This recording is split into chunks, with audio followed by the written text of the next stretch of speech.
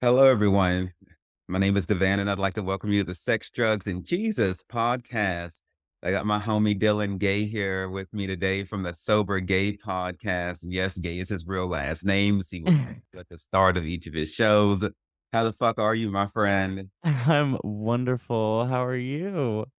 I'm saying damn tastic. Yes. We're recording this on Friday, the 9th of September. I got on my LSU Tigers, Louisiana State University t-shirt. We start tailgating tomorrow. So I'm looking Ooh. forward to stepping away from my Xbox and actually going out and talking to real humanoids. Yes. Get out in the world again. Right. And just doing a twirl. It's a great workout. Louisiana State University is a huge fucking campus. So it's a good exercise day for me. Love So, love so like I said, Dylan hosts the Sober Gay podcast. The website is thesobergay.com. You can catch them on Facebook, Instagram, and YouTube, primarily Instagram, though. And today we're going to be talking about Dylan's sobriety journey. So, on my show, I've taken everybody through my whole journey of not doing drugs because of the church, getting onto them after I got kicked out of the church, and that my dicey relationship with like crystal meth anonymous and the anonymous movement as a whole, to my current hallucinogenic exploration. And I go back and forth, with it all, making space for everything. But today I thought it would be great to get back to talking about, sobriety, the people who are, still in that camp, though I've broken away from that. So talk to me about why you started the podcast, what led you to it, and give me like a synopsis of your sobriety history. So I started the show right in the beginning of the pandemic. It was in April of 2020 or May I started. So I was about 3 months sober at that time, and I really just needed an outlet and something to do because I didn't foresee, as anyone else did, the pandemic coming, and much less, 3 months into sobriety when, it's a very crucial time to be not worried about the world around you and just worried about yourself. I really didn't know what to do with myself. I was trying to find some kind of queer outlets or something I could relate to. Um, all I could really find was female ran podcasts that I could really feel relatable. I didn't feel any, queer love from any like sobriety topics or, anything podcasts. So I was like, let's just make one. So I made the Sober Gay very early in my sobriety. It was very like kind of weird. Like I had a like thought like, what if this doesn't work out? I'm only 3 months into it and I'm making a show about it. But it actually worked out really nicely because it creates a chronological timeline of my beginning of sobriety up until almost 3 years of sobriety. So it's like you can start the show in the beginning and really feel where I'm at and watch how I grow into, a better version of myself. And so what started my sobriety in general, I was drinking a lot, 10 about 10 years. I started when I was about 17, 18, really heavy drinking. Heavy drinking, I mean, like, every day, even when I've got strep throat or when I'm really sick, I'm making sure I still can choke down, 3 glasses of wine or 4, you know what I mean? Like, it was I'm sure, you as a past addict understands what that's like when even your body is sick and telling you to just rest. You're like, "Okay, I'll rest, but as long as I have a little bit of, what I need in my system, I can rest." And it just you never fully give your body a chance to rest, and I was getting tired. It was 10 years into it, and it was just a charade at that point. I had I was 28 when I got sober, and, um, I just remember getting wine and shots every night, and that was my everyday thing, go home by myself at that point because once you're that far into it, I had gotten very isolated just by myself and enjoying my habit. And it was one night it was December 14th. I was going home and I was like, driving past the same liquor store that I'd always stop at, and I said, "You know what? I should just not stop at the liquor store and just go home and give my body a rest. I could use my body could use a rest." And I couldn't do it. I literally it was like a force had taken over me, and my hands held the steering wheel and pulled into the parking lot of the liquor store, and I was screaming in the car, audibly screaming out loud, "Stop. What are you doing? Why are we doing this? Why are we stopping here? You can just go home." I was saying this like to myself, screaming it. And I parked, got out of the car, and it literally felt like I was like in a video game and couldn't control my own vessel. And I was just walking to the liquor store, I grabbed the bottle, grabbed my shots, paid, went home, smiled at the cashier, left, and went home, and I sat down. As soon as I got home, I sat down and I said, "Okay, you got your stuff. Let's do it in silence, no stimulation." I turned everything off. I made sure I put my phone away, and I just wanted to sit there and get as hammered as I could and just experience it as fully as I could with no stimulation externally. And it was a very, very horrible night for me.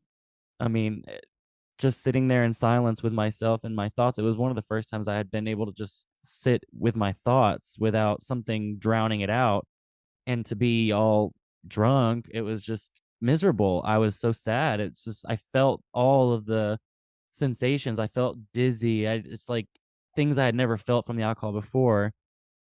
So the next day, I said, "No, I'm not gonna do it. I'm not going to the liquor store," and that was the first day. December 15th was the first day that I had said, "No, and I'm just not gonna do it anymore, and I'm just gonna go straight home and throw myself in a bathtub," and I've been sober since, so that was kind of what really drew me into it, was just how bad it had gotten. And I know I didn't really say all the bad things that had happened leading up to it, but I don't really need to. It had gotten to a point where it took over my body, and it was all I could care about. So that's kind of the main gist of why I stopped and why I started the podcast. Right, and, you know, that point of when it's too much varies per person, and we're gonna talk about later on because one of the themes of one of your shows was asking for help. And, you know, and so we'll talk about, you know, when does that point come, you know, where you need help. But what I wanna ask you is, how did you stop? Did you use, like, Alcoholics Anonymous, a Rational Recovery, some sort of program, or do you feel like you received the divine deliverance? I made my own little thing, I guess. I dabbled into Alcoholics Anonymous. I went to a couple meetings here and there. I knew that wasn't going to be my sole outlet of getting sober, though. I just didn't relate to a lot of it. I didn't like how they worded a lot of it. So I wanted different options. I read a lot of books. I read This Naked Mind from Annie Grace. That's what really put the nail in the coffin for me. It really just kind of breaks down what alcohol is in a non-biased way and just kind of tells you everything, how there's type 1 drinkers, type 2 drinkers, people that can drink one drink and then go about their day and be done or whatever they need to do and not drink for days or months, whatever. And then there's type 2, like people that obsess over it if they have just a little lick of it and can't stop, won't stop until they finish and get as fucked up as they can. She kind of breaks it down into just like the hard facts, and it really just kind of reset my brain into my relationship with alcohol. So definitely Annie Grace. I had to listen to a lot of podcasts. I did a lot of meditation, trying to just get inside my body and out of it at the same time. Um, that was mainly I didn't go to rehab. I didn't do any of that stuff this time around. This was my 3rd attempt at getting sober, and this was the one that stuck was and I think mainly what it had to do is because I was making the choice for myself. My previous times trying to get sober, it was external sources influencing me to get sober, whether it be an ex or friends. This was the time where I really wanted it for myself, and I think that's where it clicks. I mean, it's hard to do anything for anyone else that's remotely difficult, so you gotta really wanna do it for yourself for you to be able to succeed, to your fullest potential, in my opinion. Hmm. Very interesting. Yeah, I'm all for the autonomous approach to self development. I believe in independent spirituality, say, like in the Christian world, like without going to church. I believe in sobriety without the need for like a group, because I feel like when we take it so personally and stuff like that, it seems to stick more with us. And then when we're believing what we're believing, or we're doing what we're doing on the path we're on because we want to be on it and because of what's coming to us, and not because of the group or some authority figure, physical authority figure, you know, I think it's more permanent because eventually, holes get poked in the images of the people we look up to, or in the institutions or in the organizations. So be it the churches, the anonymous movement, whatever. They start off with a glistening reputation, and then it gets a little tainted over the time. And then they can fuck up people's sobriety and fuck up people's faith, in their God. It can make people distrust, which is a lot of what happened to me. I ain't for the anonymous movement. It started off cute because, that's the best thing that I had available, but as I got more into it, I saw the holes in it, I was like, "How dare you tell me I should not do crystal meth and cocaine when you're chain smoking cigarettes and drinking a gallon of coffee at every meal, bitch." Oh, hell no. This hypocrisy will not work. Right. So then this brings me to a question I want to ask you. I know I'm not hearing anything about like drugs in your history, but just for shits and gigs, I want to get your opinion on this because you were able to walk into the liquor store, and buy what you want and everything like that. People who are strung out on drugs and shit like that, generally, unless you're like in a place where it's decriminalized, which in the United States is only Oregon, you can't just like go into the store and buy you a gram of meth, or an 8 ball of coke. So like Right. there's barriers to access. Do you feel like, with people who struggle with alcohol because the thing that is hurting you is legal, as long as you're over 21, you can just bloody walk into the store and buy all you want and nobody's gonna stop you. Do you think that the ease of access has to something to do with that? Or Absolutely. It's so easy to get, and it's branded everywhere. You sit on the bus stop on the corner, and there's a Coors Light ad on it, and you can't escape it in the world that we've created for ourselves here. So, of course, I think it definitely makes it a little harder to be sober, especially in the beginning times. But, I mean, when every event and everything is sponsored by a different alcohol and every event is centered around drinking, whether it be a wedding or a funeral or anything, there's gonna be alcohol provided, and it's not looked at as, like, weird. It's socially accepted for someone to be in grief and to take a drink to make them feel better. It's like people encourage that. They're like, "Oh, they need a drink after that." Like, it's the only no one would say like, "Oh, they need a hit of meth after that." Like, it's like so, like, you don't have to go around hearing, like, that encouragement from the world around you. It's just it's like, "Blah." they would have said that in my trap house back in my day. Oh, Just take a little hit of meth, you'll feel better. well, we would say a bump or two will do. Fumble to or do. Oh my Bump or two will do. That was our slow. oh god. So the theme of one of your shows was actually called, staying sober in a community that was designed to glorify alcohol. Staying sober in a community that was designed to glorify alcohol. And I was going to ask you about that. And I suppose that's much of what you were just saying. But by community, I was wondering if you meant the LGBTQ community or like sober Yeah. at large.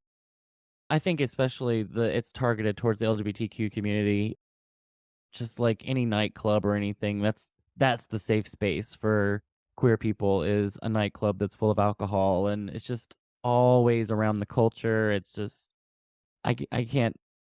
every gay person or queer person has a story of a time that someone, either they or someone around them was way too drunk and something bad happened. It's like it's just rampant in the queer community. That's one of the main reasons I started the show, was because I couldn't find any of the resources, like, talking about it, like, how bad it was in the community. And it's not even just alcohol, it's just drugs in general. Like, queer people are looking for an escape from this world, this reality around us, and that's one of the only things people feel they can turn to, is a mind-altering substance to take away all the baggage we've been holding on for so long. Right, because whenever I'm in a gay bar, I hope hopefully I don't never have to take a shit because you will not be able to get in any of those stalls because everyone's all the cocaine. Yeah, All the seriously, cocaine. though. I'm not judging them, and if you see me, I would like a bump, but, but, I'm not here to judge, but it's just true, no matter what city I'm in, invariably, there will always be drugs in the club.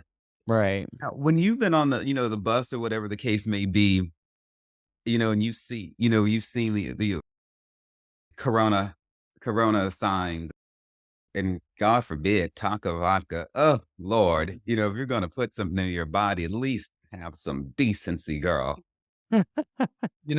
So how would you center your mind, if you're trying to overcome alcohol, you're seeing it branded everywhere you go. It's on every commercials, on all the billboards, people got it on their fucking T-shirts, everywhere you go. How would you where would you go to in your head? How would you overcome that? That changes for everyone. I think a lot of people get it really triggered. For me personally, I literally had to, you know, really just wake up and see what the world for what it is and just decide my own choices, what I wanna make. It's not easy. It's not like, but it's also not that hard at this point, but I've gotten so used to it. I just kinda had to reframe everything. I had to question everything, honestly, and question why I believed the way I believed things were, and if I even wanted to be that way anymore. Yeah. And, like, I really had to just, listen to what I felt and not what everyone else was telling me to feel. I couldn't have said it better myself. I got to a point in reevaluating my stance on like religion and churches and drugs. And I just told the Lord, I was like, you know what? We're just going to take my life at this point and just kind of throw it all in the trash because the other people's voices are too enmeshed in my conscious and subconscious. And you use the word that we use in hypnosis, as I'm a trained hypnotist as well. You use reframe. We're always Mhm. reframing, and or replacing depending on the situation. But there's a lot of reformation that has to happen. And I tell God, like, you know what? This is just so clouded in my head. So let's just toss it all out. And I'm gonna act like I'm a baby just being born. And I'm gonna approach your life brand new and you Yes. communicate with me what you do and don't want because I don't trust the other people because they had shady motives. Right, and I like the reframing because you can't get rid of anything. You can't get rid of a lot of people think that, and I'm saying this personally, I thought I could get rid of my anger. I thought I could get rid of my sadness. You can't get rid of it. You have to learn to reframe it and learn to live with it and learn to move it into a transfer of energy into another part of your body and make it better. And it's not always about getting rid of everything and just forgetting about it, expelling it. It's not there. I don't believe it. It's not inside of me anymore. Therefore, it's gone. It's not, I don't think it's like that. It's, you really have to just rework it in your brain and make it into a space that's comfortable for you to be okay with it. Cuz I mean, you don't have to love everything about yourself, but it's good to be okay with it. So you're talking about a perspective shift. Yeah. Just everything. When I see all those ads for alcohol, I don't even see them anymore, honestly. I've learned to just see that as like, oh, garbage. It's like spam mail.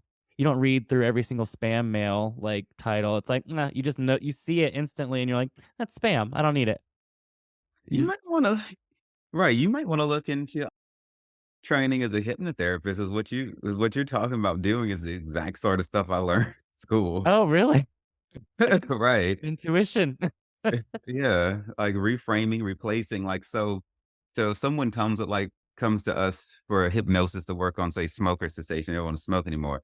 we're not gonna, like, try to take the habit. We're gonna, like, maybe replace that with something else, and I like, maybe when they think about smoking, maybe they'll kinda pinch their fingers together, or maybe they'll, you know, maybe reach for a piece Transfer the of gum, but right energy. now right, yeah, you're taking that and you're 'cause it's also like a baby. If they want the little suckle thing, you don't take it from them. You have to take Mhm. that and give them something else, you Mm, know? So absolutely. maybe look into that. I went to HMI, the Hypnosis Motivation Institute out in Tarzana, California. That they have great online courses. They were the first accredited hypnotherapy school in the United States. They're not paying me to promote to recruit people or nothing like that, but you seem to Ooh. have the gift. Oh, So thank you. Thank you very much. I'll definitely look into that because I'm always looking into different cool mediums. That's very up my alley. yeah, and that's all about the mind and the subconscious and neuro-linguistic programming and, and how we're affected by things without realizing it, and everything like that. And, it's quite fascinating. It helped me to reframe anger and stuff that I used to hold, like towards my boyfriend and different people, and I began to look at it from a different perspective, and I was able to gain a great amount of peace. you know? Yeah. Yeah, it's just all that perspective shift. It's just like you can either wake up and see it as like, "Oh, I missed the bus. I did this went wrong," or you can see it as like, "Oh, I'm getting an opportunity to walk a little slower to work today and they'll understand I'll be late." And like just reframing everything just totally could change anything about yourself. But I guess that's what you were talking about with hypnotherapy because that's literally what it's for is to help change parts of yourself. Mhm. And getting through all the noise in the head and in the subconscious. My favorite thing that I've reframed lately was like, so when I was in the military, they always taught me to move fast, fast, fast, fast, fast. If you're 15 minutes early, then you're really late, Right. sort of thing. Everything's over the top. You're better than normal civilians. You don't want to be like that. And I got out of the military like 20 years ago. And I just had this reformation like the other week, or maybe even the other day. And I thought to myself, you know what? Because when you get out of the military, you get out of their judging society because they've taught us that we're better than everyone else. But Mhm. they don't deprogram our military minds when they throw us back out into society. So then I'm thinking you suck because you're slow and you're late, and the shit's not that big a deal. It's a form of PTSD that many of us get out of the military with, unfortunately, it seems. Mm. So I thought to myself, maybe it's not that people are slow. Maybe I'm moving too damn fast. Right. Right. So you just had to, like, stop and reframe it. You're like, "Everyone's not going so slow. I'm just in hyperspeed." Yeah, maybe I just need to slow the fuck down, and I'm a Sagittarius, so it's hard for me to dial it back, Oh, yeah, Sagittarius, you guys are always wanting to go explore and go. but it's unrealistic, and so I was like, "You know what? Maybe if I just slow down." I have my times where I can go fast, but not all the time, Devanin, and so that as simple as that may seem, I never told myself that too much before, Mm, but little one-liners like that can really redirect us. absolutely. So, another topic of one of your shows, you were talking about, like, jealousy and anger at people who can still drink. Mm, So this beckons to like a bitterness when somebody decides that, hey, for me, it's come too far and I want to stop drinking. Now I'm at this party and that bitch over there has that Cosmo that I would love to have. Fuck her. mhm. How do you deal with that? Mine is red wine. Any Cabernets or anything, I was always very I'm from the East Coast, very, like it's very New York City to have a glass of red wine in your hand, like, Right. it's so that one is, like that one still kinda gets to me. I just miss that elegance and the class, and it just makes you personify this new feeling, and it's not even the drink that was doing it, it was literally just the glass with the red liquid inside of it that I was holding that made me feel that, you know, fanciness. But yeah, it does suck seeing other people be able to enjoy it, and I'm like, "Oh, I've done all this work on myself, I've done all this therapy, I should be able to go have a drink now, right? Like, I tell myself that sometimes, and I'm like, maybe not." But it does suck to see other people enjoy it, and I just know I can't ever get to that level again. Right. Now I don't remember it was you and y'all Dylan as a co-host. His name's Aubrey. One of you mentioned like how you go to weddings and parties and stuff like that, and that you're finding that you're not actually the only sober person. And so it seems like it feels really lonely at first, but you're finding that you're not the only sober gay running around. Right, and, I mean, the first wedding I went to, I had a lot of fun, but I left early because I just got so anxious and just uneasy, but I went to a wedding after that, and it was much easier. I think I had to really just, like, get back into the groove of it. But the first one that I went to after getting sober was definitely hard. Seeing everyone dance and let loose and, run back to their table and take a little shot or whatever to loosen them up a little more to go on the dance floor. And I was like, oh, they're just expecting me to just go on the dance floor. Like, there's no inebriation in my system. Like, they're just expecting me to go out there and dance. I just couldn't do it. I had to leave. But the wedding after that, the second one I went to after that in sobriety, I kind of felt like I saw everyone getting up. It was the same thing. I saw everyone getting up and starting to get on the dance floor, and I was like, had that feeling of like, okay, am I going to do what I did last time and just like let this overwhelm me until the point of where I just got to go, or I could just take that energy and just go dance. And I went and danced and I had a great time. And I guess that was brings us back to how you can reframe things. I hope you popped your pussy severely. Yeah. I did. Severely. Left burn marks on the dance floor. For real though, I'm pretty sure I did. I think they had to repaint the venue. Hell yeah. Fuck that shit all the way. So another one that you talked about was like the routines that you had in your life, like before drinking and after drinking. And so it sounds like, do you think like when you were into the drinking that maybe subconsciously or maybe intentionally that you rearranged your life so that you would always have access to the drink? Or talk to me about these routines. I think the routines start, at least for me, the routine started later in my drinking career. In the beginning, it was very just, drink to have fun, and it turns into drinking every night. You kind of find a way to drink every night when you're younger. You can find a party anywhere that around kids your age. But once I get to like 25, 26 years old, it really turned into, okay, so and so's busy. Oh, so and so's busy. I'm just going to go, drink by myself at my house. And that creates, anytime you do anything regularly in your home, that creates a routine.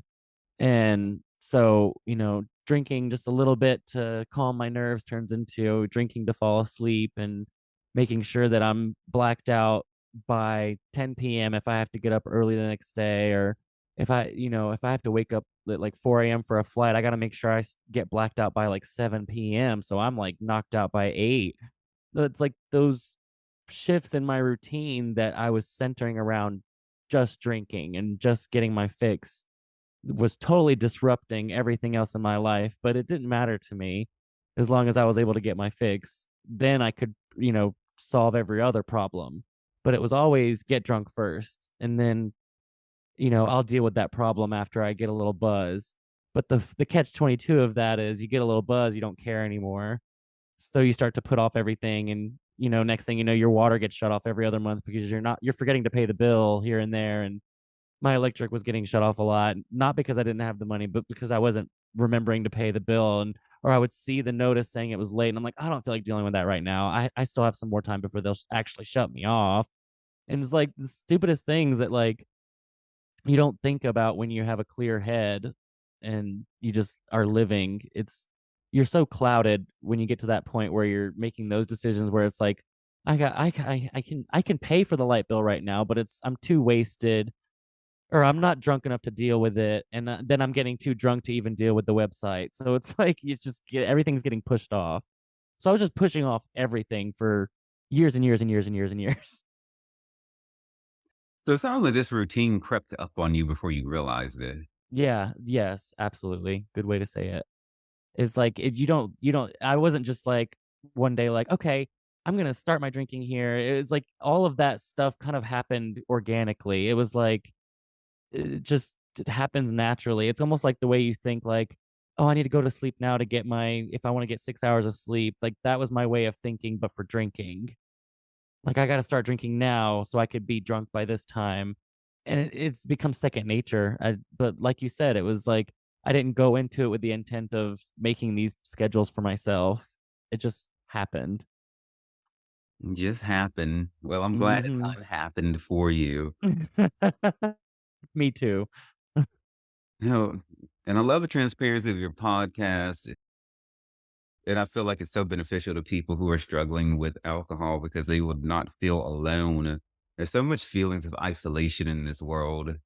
That's why I do what I do to be super transparent because it's so not true because the people around us are going through so much. It's just like when I was younger, we were too busy partying and doing all the drugs and being cute and trying to see how skinny we can get. Nobody was really talking about real life issues and stuff like that. And so then when real life problems and issues happened to me, I was thinking I was the only one and really that wasn't true. So, Right.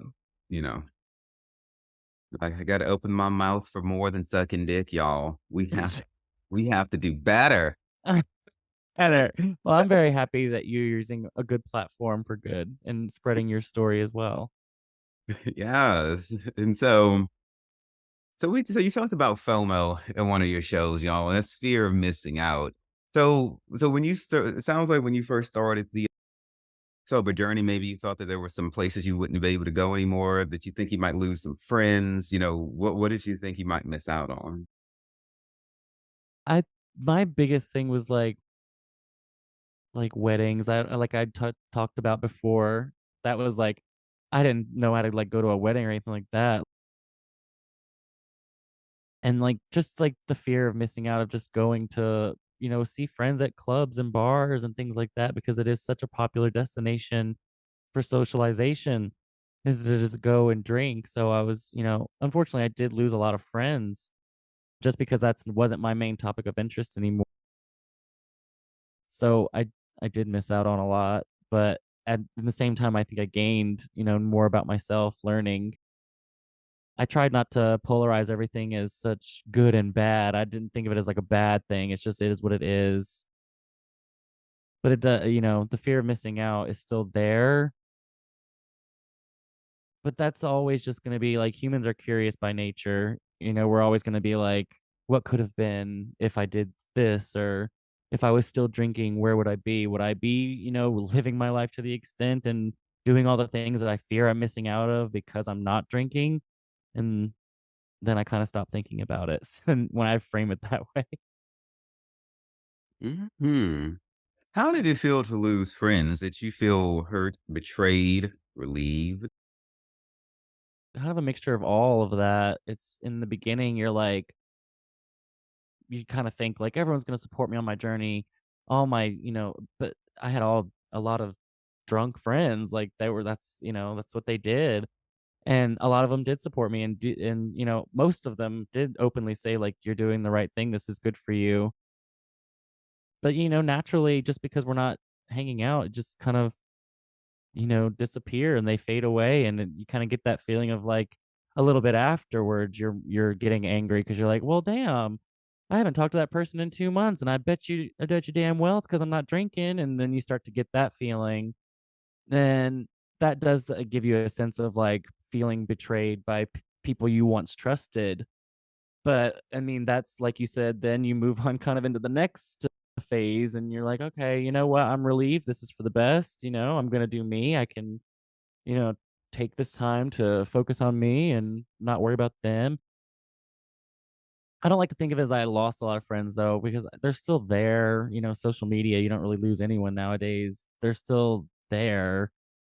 I just, we, change the energy of the friendship. It's just, it's online now. Okay. Hey, I guess you It reframed. does suck though. Yeah, it does suck though. I'm not trying to sugarcoat it too much. I mean, but it's life. C'est la vie, it goes on. You just have to look at it that way and not as like, "Oh, I lost everyone." It's like, fresh start." It's a new beginning. Forever spring, baby. Forever spring. Mhm. Absolutely. Let's talk about sex, baby. Oh lord. That old Okay. hole in the hole. And so on your show, you were mentioning like you were paralleling the difference between like drunk sex, not drunk sex. Mhm. You feel like there's a change in like in your sex life for the better or worse since you stopped drinking? Was there a difference for you? Well, yeah, I think towards the end of my drinking, I was actually having issues with my sex life. Well, my sex drive, I was having issues with. I couldn't, you know, even get hard really because I was drunk too much. It was just like I couldn't do it right and I couldn't hold an erection. So that was another red flag of just what was wrong. And I couldn't control my bladder. I was peeing the bed all the time. It was, and so getting into being sober and starting to like regain control of my body is great, and then it all comes with, being aligned and aligning yourself again after you get sober, because you can't just get sober and expect everything to fall into place. You gotta do the work, and, I had to literally align my my sexual chakra and get it, back into the place it's supposed to be, and not treat sex the way I was treating it in the past, and, thinking like, "Oh, I had to be, drunk to, like, even have fun or be good at it, or at least be a little tipsy to be the right partner." You just experience it in a different way. I had a lot of resentment towards sex when I got sober because of how I had been viewing sex for so long, that once I got sober and saw it for what it was and saw it as a beautiful act, I treated it a lot differently and a lot more sacred than I was before. And I just treated the whole energy was more sacred to me. I guess that was what I'm trying to say.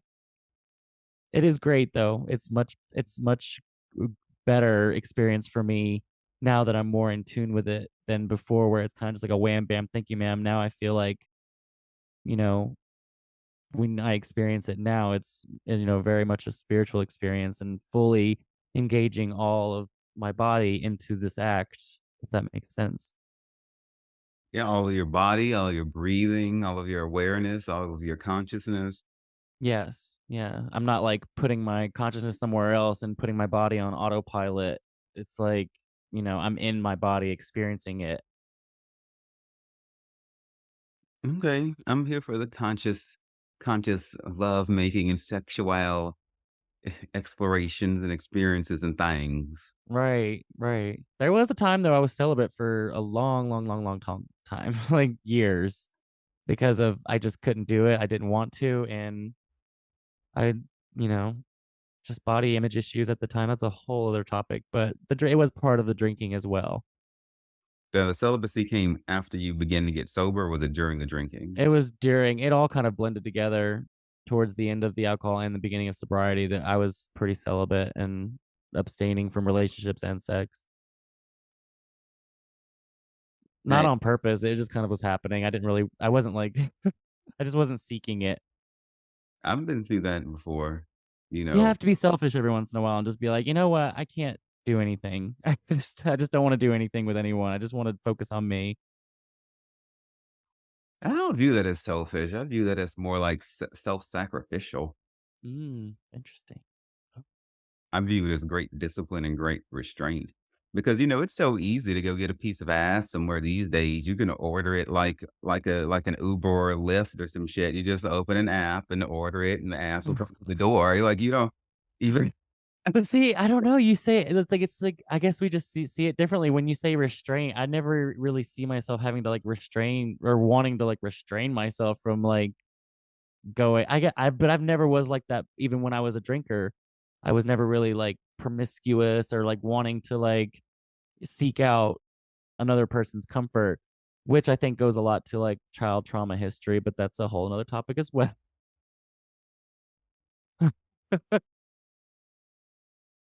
What happened in your childhood? Oh god. Very, well, just briefly, just religious parents, abusive, physically, emotionally abusive, that kinda deal. Southern Baptist, just yeah, that kinda you get it. Jesus Christ on the throne. One of my greatest struggles is I'm very like pro like God, Jesus Christ, Holy Ghost, but I'm very like anti-church and anti-denomination. Absolutely. I deal with so you too? Yeah, yeah. I deal with so many people who have been on the receiving end of like religious and church trauma, like I was too, and it is so hard. Like they carry so much pain, and I've once carried it too. It's so hard to get them to like to be able to have a conversation or to think about God without it being like a searing pain in their chest. Yeah. You know, They have an image of a god, it's just that they're so ingrained in their brain that they can't hear any more attributes to God because they just don't believe it. It's not there. right? So the physical people who once represented God to them hurt them, lied to them, misinformed them. You know, when you're new in the faith, that's what you have. You know, as you grow, then you begin to understand. Just like with any sort of educational growth, you know, I don't actually need the professor anymore. I can do this shit myself. Thanks, Yeah. bitch, deuces. But you know, but churches aren't like that. They treat you like you gotta stay there and constantly learn from that pastor forever for the rest of your life. And I'm all like, "That doesn't make any sense. Church is Mm. a school. You're going there to fucking learn. Why fuck can I graduate, bitch?" You Right. Oh, wow, that's such a good way to say that. you know, because you have an agenda and you need the money, you have, like, all this shit you got going on. But, you know, in the Bible even says that there comes a point that you will have needs that no man teach you, but they don't teach that in churches, you know? Right.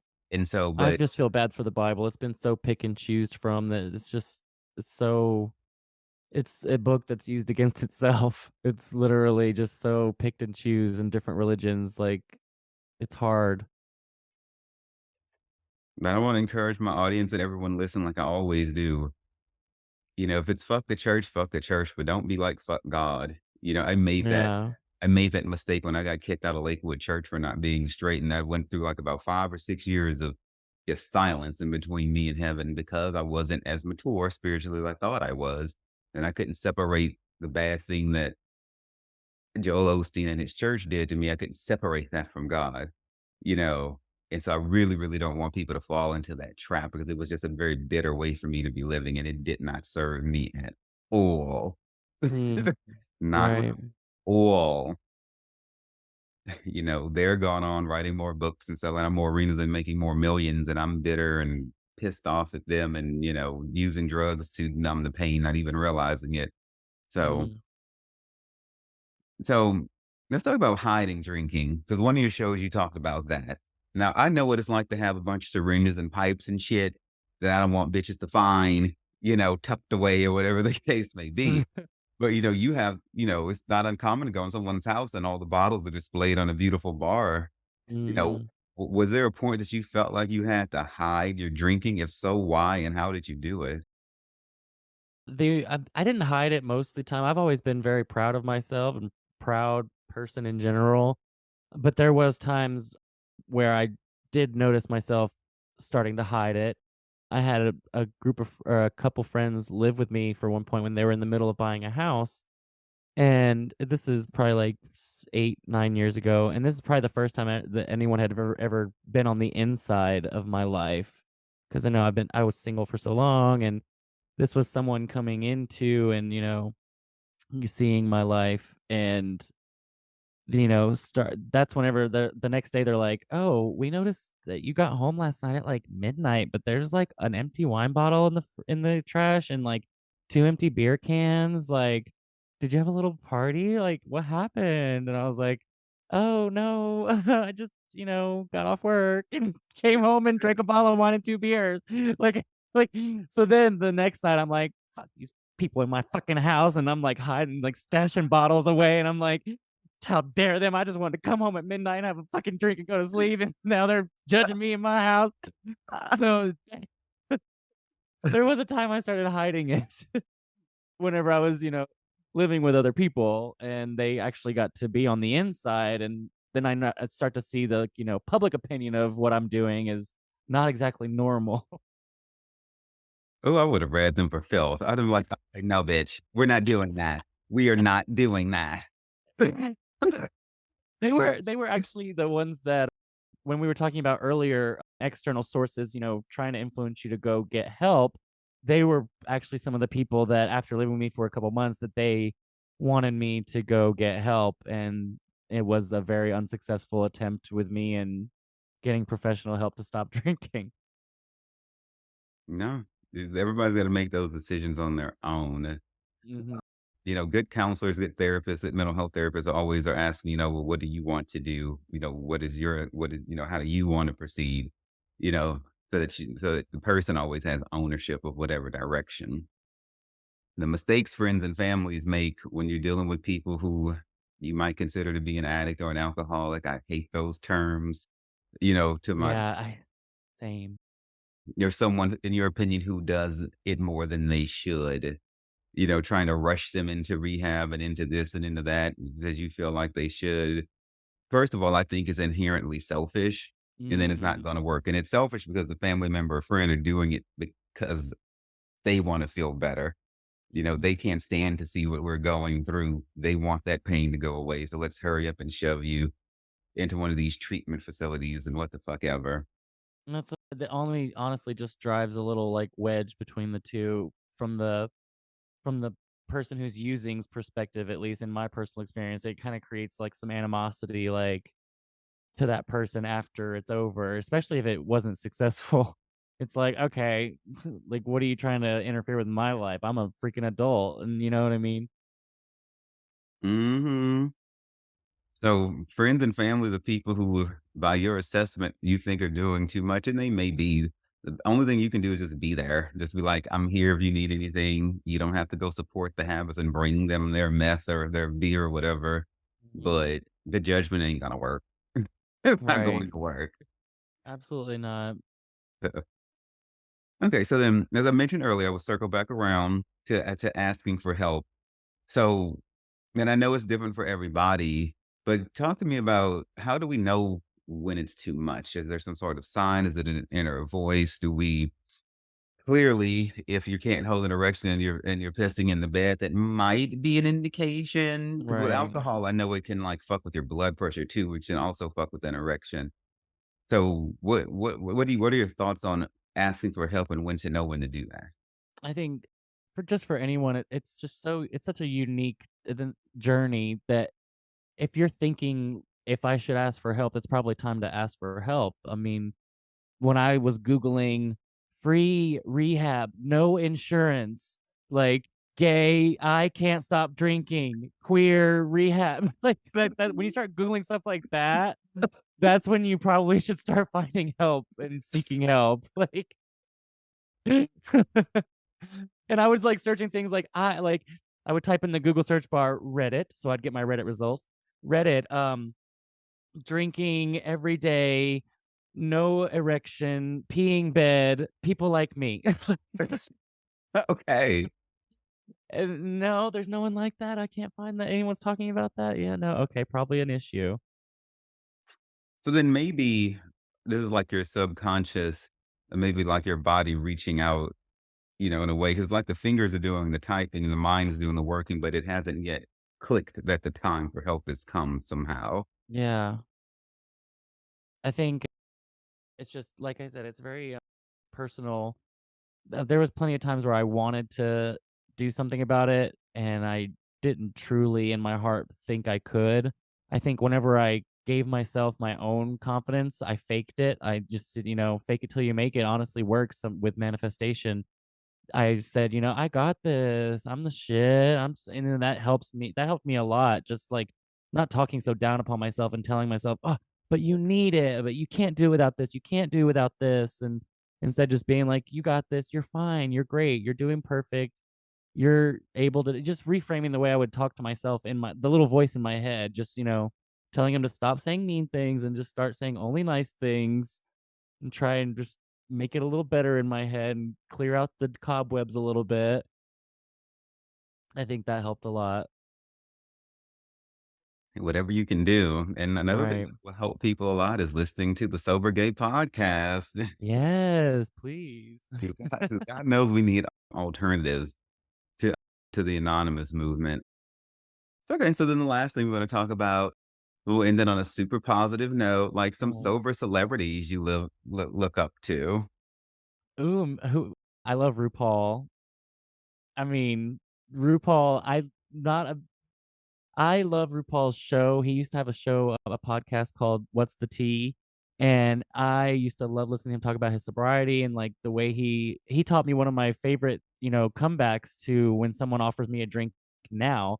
So when someone offers me like, "Hey, can I get you a drink?" Instead of going to this long like, "Oh, I'm sober," because who the fuck wants to hear that when they're trying to have a good time? I just say, "Oh, I've had enough. Thank you." That's it. That doesn't go into anything. I don't have to explain anything. I don't have to go anywhere with it. I've had enough, thank you. And, like, I just RuPaul is one of my favorite sober celebs by far, and not even that, like, transparent about it. He doesn't even really talk about being sober as, like, his main thing, but he's been sober over 25 years now, I think. Yeah, I didn't know that, but that comeback is like is a polarizing statement, and it's one that works in your favor because if someone were to try to overcome that statement, it would be somebody who's disrespecting your boundaries. Absolutely, yes, yes, and then or they could just take it as a joke and but yes, you're right, it's a polarizing statement in that sense that you can't have anything bad to say to it or else you're gonna be the bad guy. Right.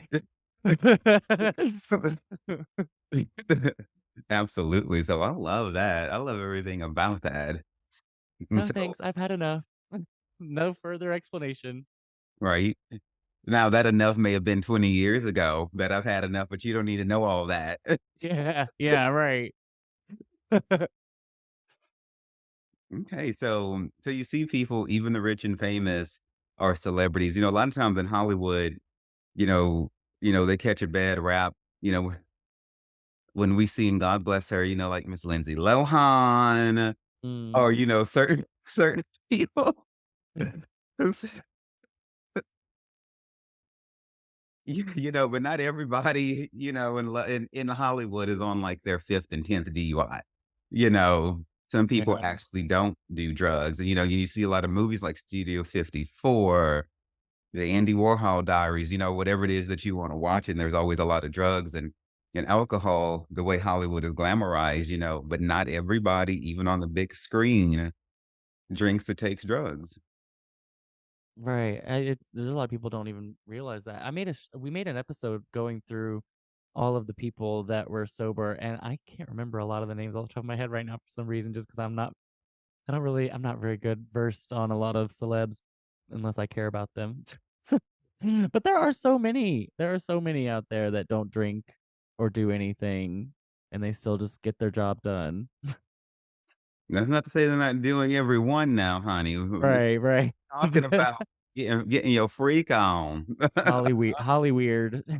Okay. There's a lot of sex in Hollywood. Hells Uh, yes.